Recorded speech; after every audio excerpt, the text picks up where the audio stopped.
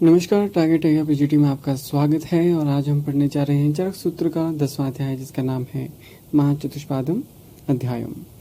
इस अध्याय में आपको रोगों के विस्तृत भेदों का वर्णन आपको देखने को मिलता है और साध्य असाध्यता का वर्णन देखने को मिलता है।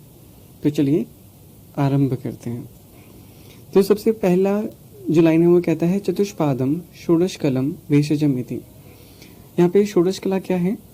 आपके पास 4 चतुष्पाद हैं, हर पाद की 4 गुण हैं, तो 4 4 16, तो आपकी षोडश कला है। तो ये लाइन कहती क्या है? जो षोडश कला युक्त जो चतुष्पाद हैं उनके द्वारा ही चिकित्सा होती है। ठीक है, ऐसा कौन कहते हैं? ऐसा चिकित्सा का समुदाय कहता है। तो क्वेश्चन बेसिकली यही पूछा जाता है कि कितनी कलाएं होती हैं चतुष्पाद में? तो 16 कलाएं होती हैं। आगे देखते हैं।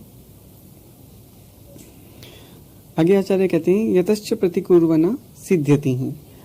इसका अर्थ है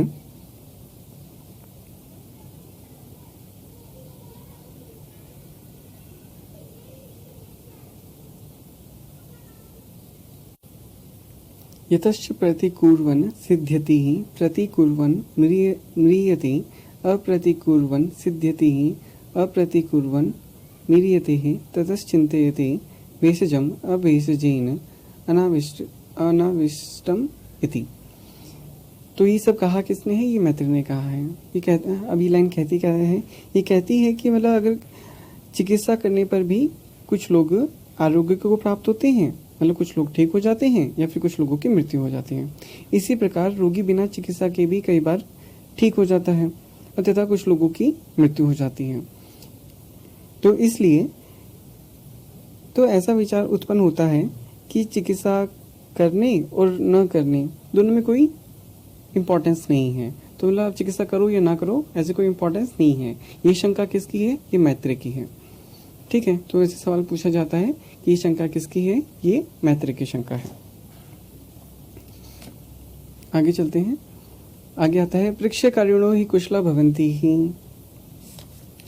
तो इसका अर्थ होता है कि जो व्याधि एवं आतुर के बल की परीक्षा कर, जो चिकित्सक व्याधि एवं बल की परीक्षा कर चिकित्सा करता है, वह चिकित्सक कुशल माना जाता है।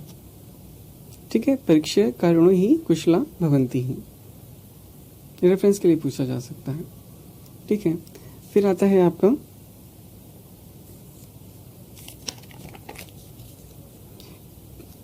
कृशम च दुर्बल्यम आप्यायामः स्थूलम मेदस्विनम अपतर्पयामः।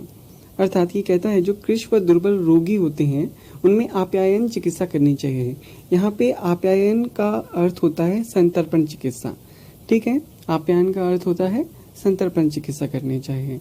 और जो आपके स्थूल और मेदस्वी ये पुरुष होते हैं उनमें कौन सी चिकित्सा करनी चाहिए? अपतर्पयामः, अर्थात अपतर्पण चिकित्सा करनी चाहिए। आगे आचार्य कहते हैं न्यूनान धातून पूर्यामः व्यतिरिक्तान रास्यामः। ये रेफरेंस के लिए पूछा जाता है। ये कहती क्या है लाइन? ये कहता है कि न्यूनान मतलब जो न्यूनता को, मतलब शून्य को प्राप्त जो धातुएं हैं उनकी चिकित्सा कैसे करनी चाहिए? उनको पूर्ण करके करनी चाहिए। और जो वृद्धि को प्राप्त धातुएं हैं उनकी चिकित्सा कैसे करनी चाहिए? उनका ह्रास करके, अर्थात उनकी कमी करके उनकी चिकित्सा करनी चाहिए।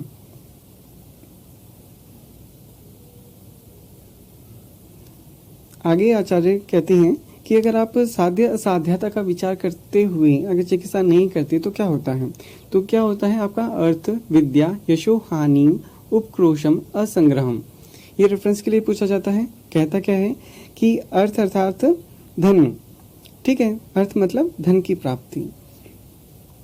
तो अगर कोई चिकित्सक असाध्य व्याधि की चिकित्सा करता है तो उसे निश्चय ही अर्थ अर्थात धन, विद्या और यश की हानि होती है। ठीक है, उपक्रोश, उपक्रोश का अर्थ होता है जन अपवाद। जन अपवाद मतलब निंदा का जो पात्र होता है, जो समाज में जिसको लोग अच्छा नहीं मानते, जिसकी हमेशा निंदा करते हैं, तो वह उसका पात्र बन जाता है। और उपक्रोशम असंग्रहम, असंग्रह मतलब संग्रह नहीं होता। किसका संग्रह नहीं होता? रोगियों का संग्रह नहीं होता। कहाँ नहीं होता? उसके चिकित्सालय में रोगियों का संग्रह नहीं हो पाता। फिर आता है साध्य असाध्यता के अनुसार व्याधियों के भेद। तो इसके लिए आचार्य कहते हैं सुख साध्यम मतम साध्यम कृच साध्यम अथापि च द्विविधम चाप्य साध्यम स्यादयाप्यम यच अनुक्रमम साध्यानां त्रिविधश्च अल्पम मध्य उत्कृष्टतां प्रति विकल्पो न तो साध्यानां नियतानां विकल्पना। ये कहते हैं कि जो साध्य वैधि हैं उनके दो भेद होते हैं। कौन कौन से? सुख साध्य एवं कृच साध्य। और जो असाध्य वैधि होती हैं उनके भी दो भेद होते हैं, याप्य एवं अनुक्रम। पर पुनः साध्य वैद्यों के तीन भेद होते हैं। कौन कौन से साध्य? अल्प साध्य, मध्य साध्य एवं उत्कृष्ट साध्य। और ऐसे असाध्य वैद्यों के कोई विकल्प नहीं होते।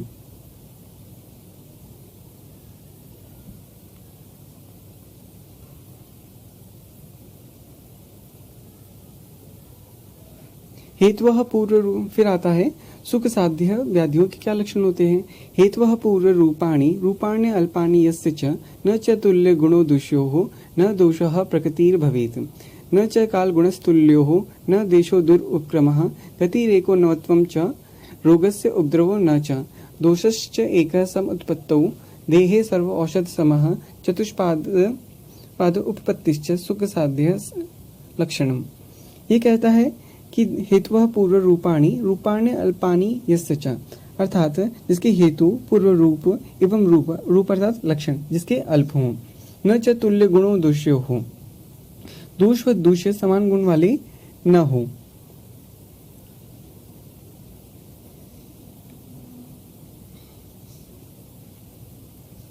न दोषः प्रकृतिर्भवेत्, दोष व्यक्ति के प्रकृति के अनुरूप न हो, न च काल गुणस्तुल्यो हो, अर्थात जिसके जो दोष प्रकोपक हैं, जो दोष हैं वो प्रकोपक काल में ना हो,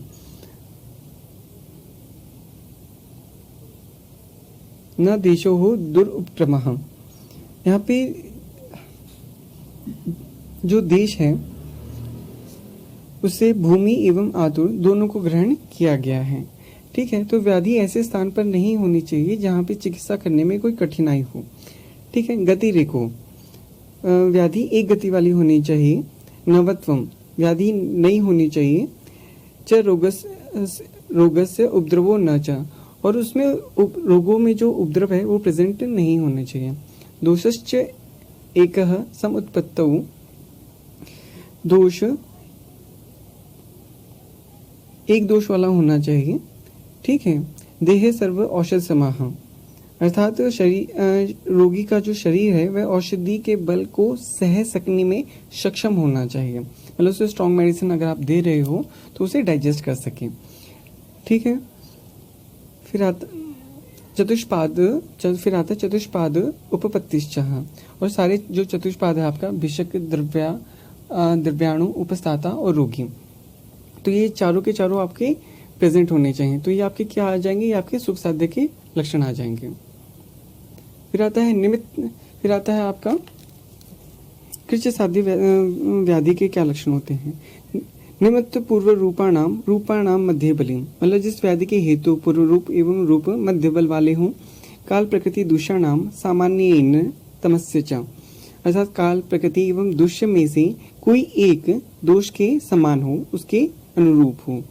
गर्भिणी वृद्ध बाला नाम न अति उपद्रव पीड़ितम, गर्भिणी, बालक एवं वृद्ध को हो, बुढ़ों को हो रखा हो। ठीक है, वृद्धावस्था बुजुर्ग को हो रखा हो। ठीक है,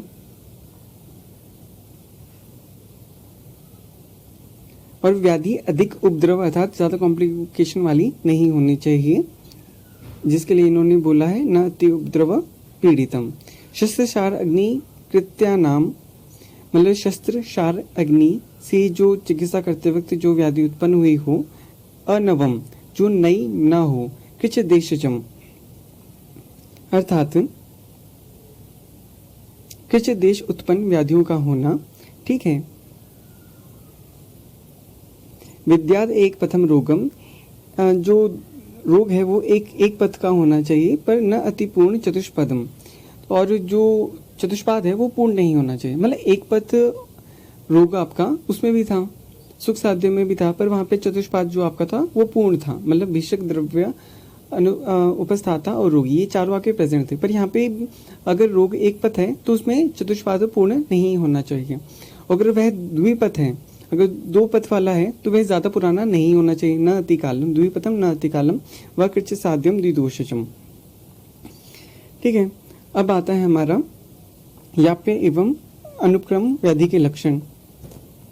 तो इसके लिए कहते हैं शेषद्वाद आयुषोः याप्यम असाध्यम पथ्य सेवयाः। मतलब याप्य में रोगी की आयु शेष होने के कारण वह पथ्य औषध के प्रयोग से अल्प सुख की प्राप्ति करता है। अर्थात उसकी अभी पूरी लाइफ बची हुई है पर वो मेडिसिन लेके उसको कंट्रोल करके रखता है, नॉर्मल रहता है।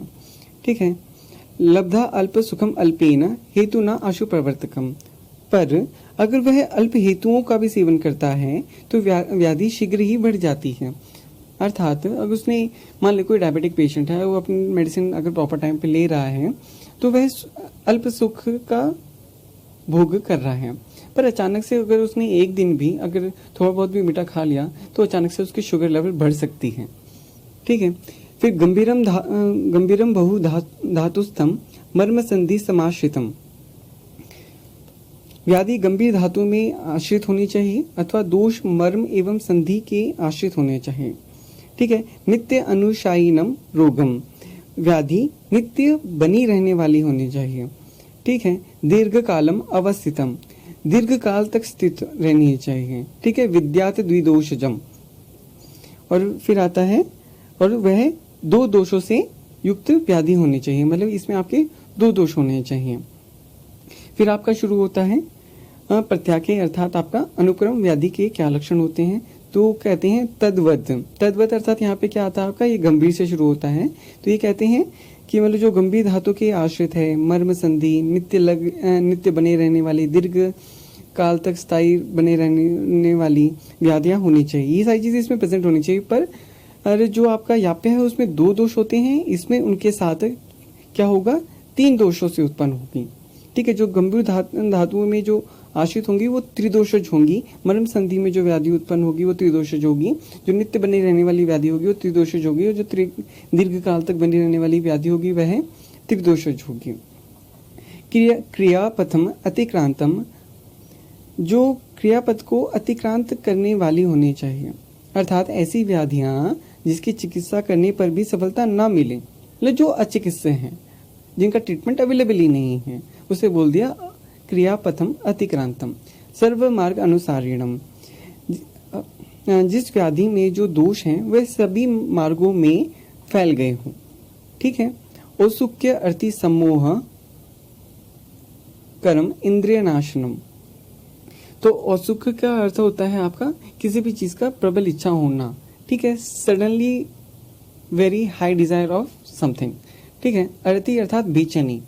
बेचैनी का अर्थ होता है वह जो व्यक्ति है, वह जो रोगी है, वो किसी एक स्थान पर नहीं बैठ सकता, वो यहाँ से वहां मंडराता रहेगा, उसको बेचैनी होगी, उसको कहीं पे भी एक स्थान पर सुख चैन की प्राप्ति नहीं होगी।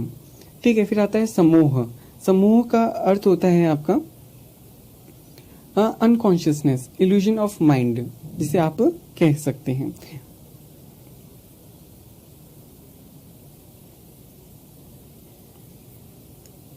आगे कहा है, आगे चिकित्सक को निर्देश को क्या निर्देश हैं। तो उसके लिए आचार्य कहते हैं भिषजा प्राक परीक्षेयम विकाराणाम स्वलक्षणम पश्चात कर्म समारंभः कार्य साधेषु धीमता।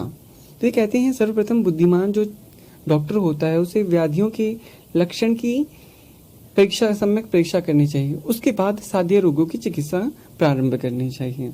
ठीक है, पहले डायग्नोसिस अच्छे से बनाओ, फिर जो ट्रीटेबल है सिर्फ उसी पेशेंट को ट्रीट करो। साध्य असाध्य विभागयो हो यह सम्यक प्रतिपत्तिमान न स मैत्र तुल्यानाम मिथ्या बुद्धि ही प्रकल्पयेत। मतलब जो चिकित्सक अर्थात जो डॉक्टर व्याधि की साध्य असाध्यता का ज्ञान रखता है, ठीक है, और जो उसको सडन अगर किसी को परेशानी है उसको ऑन द स्पॉट उसको ट्रीटमेंट भी दे देता है, तो ये कहते हैं कि वह मैत्र की तरह है। ठीक है, मिथ्या बुद्धि वाला प्रश्न हमेशा मतलब बेवकूफी वाले प्रश्न की कल्पना भी नहीं करता। इसी के साथ आपका 10वां अध्याय खत्म होता है। मैं उम्मीद करता हूँ आपको आज की वीडियो अच्छी लगी होगी। अगर आपको नमस्कार, टारगेट एरिया पीजीटी में आपका स्वागत है और आज हम पढ़ने जा रहे हैं चरक सूत्र का 10वां अध्याय जिसका नाम है महाचतुष्पादम।